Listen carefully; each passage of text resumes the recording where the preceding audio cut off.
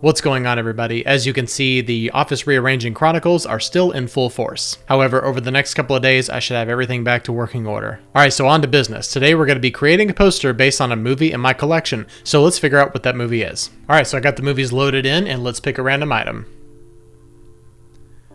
Polar Express, fantastic, and really good timing for this time of year. Let me go grab it. Alright, so the Polar Express is definitely one of my favorites to watch around Christmas time. My kids love it, I love it, it's a very magical movie. The very first thing that comes to my mind every time I think of this movie is hot chocolate. So let's definitely do a hot chocolate inspired poster. And what I'm thinking is we'll probably do a poster in the style of what you would see on the actual train itself, kind of like an advertisement for hot chocolate. So let's go to Pinterest and grab some ideas for the aesthetics of the poster. Alright, so I went to Pinterest here, and Polar Express aesthetic was the first thing that actually popped up when I just typed in Polar Express. This style is really nice right here. I like it. It's very retro inspired. And this, of course, is even better. We've got that nice texture that's added on top of it. This overall collection is exactly what I'm looking for, so I'm just going to copy and paste this into our Illustrator document. All right, so let's go ahead and blow this up, and I want to extract some colors out of here.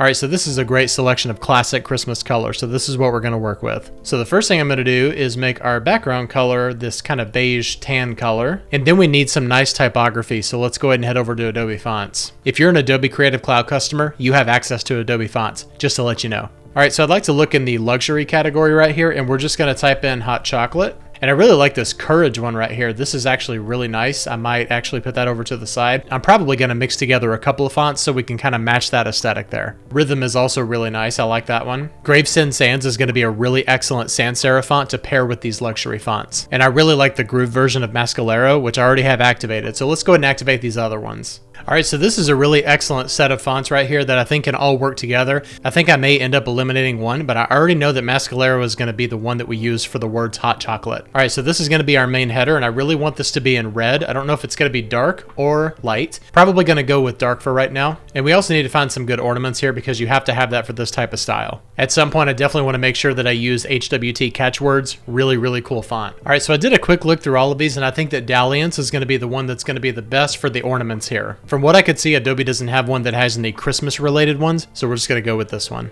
And while I wait for that to activate, I'm just going to play around with the poster a little bit and arrange some elements.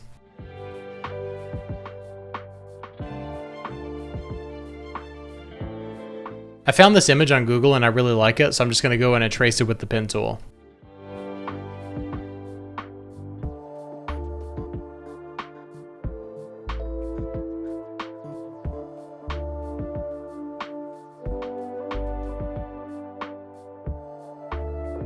Alright, so we're all done tracing this, and I have a couple of things to show you with the Pathfinder tool really quick. You may have noticed that I traced the mug and then actually skipped over this portion of it. Well, that's because of the way that the pen tool was actually going with those shapes. Sometimes you have to go along with your main object and then come back to whatever object that you need to add to that object. So what we're going to do is just select both of these and go up to our Pathfinder and click on Unite. So that is now going to unite those two shapes together. And you also may have noticed that the perimeter of the mug itself was traced with the pen tool, but we've also got this handle right here. So you need to draw that handle separately. And now we're going to select both of them and go to Pathfinder and click on minus front. So what that's going to do is knock out the hole. So let's switch from stroke to a fill, and you can see that that hole is now there. And I'm going to bring this back up to 100% because I like that color of the chocolate right there. So I'm just going to color match that, and now we can get rid of this. And I'm going to add some steam here.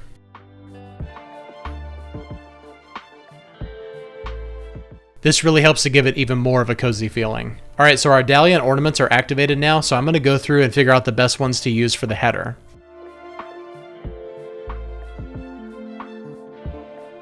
I really like this one right here. It really screams hot chocolate to me, so we're going to go ahead and create outlines and move this over and reflect it. Normally I would reduce the size of that, but I really like the largeness of it. I'm happy with that placement right there, but I'd like to add another ornament to the top there. Something a little bit thinner that can span that width a little bit. I like this one, nice and simple. Okay, so we have available on the Polar Express. I'm going to go over here to the catchwords and see if the and on are both available in there. Okay, so they do have on, but I'm not really a fan of how it looks. So I'm probably going to use this the right here. Actually, I'm going to use this one. It looks a lot more Christmassy. And I really like this P that's part of this catchword. So I think I'm going to grab this, isolate the P out, and put this on the mug itself. There we go. Now it's all one shape. And then down here at the bottom, we'll put the never ever let it cool. I really like that actually. And I think I'm going to go with a bold one. All right, so I'm pretty happy with this. However, it is lacking a border. So I think I'm going to go ahead and quickly make one.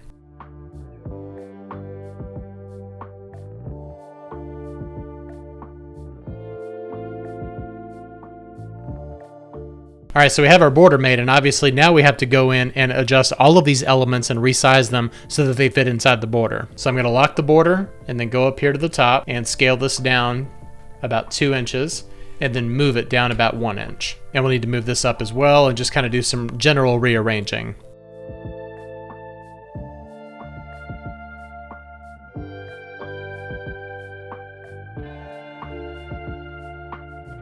All right, so I'm pretty happy with this, and I think we're ready to move it into Photoshop and add some of that final texture to it. All right, so this texture right here screams Polar Express to me. So we're gonna bring this in and size it up right here. And then all we have to do is go through our blending modes and find out which one is gonna look the best. All right, overlay is looking really good. And as a final touch, we'll just add in some grain right here. And I'll do a vignette as well. And we'll change that to overlay. So here it is, our hot chocolate available on the Polar Express poster in perfect time for Christmas. I really love this. I love the movie. I love the hot chocolate scene. It's probably my favorite part of the movie, but this is really fun. And I hope you enjoy the poster. All right, well, thanks a lot for watching. I hope you liked this video. If you did, please hit like and subscribe at the bottom and click the bell for notifications to be notified of all future content. Thanks a lot for watching and subscribing, and I'll see you next time. Bye-bye.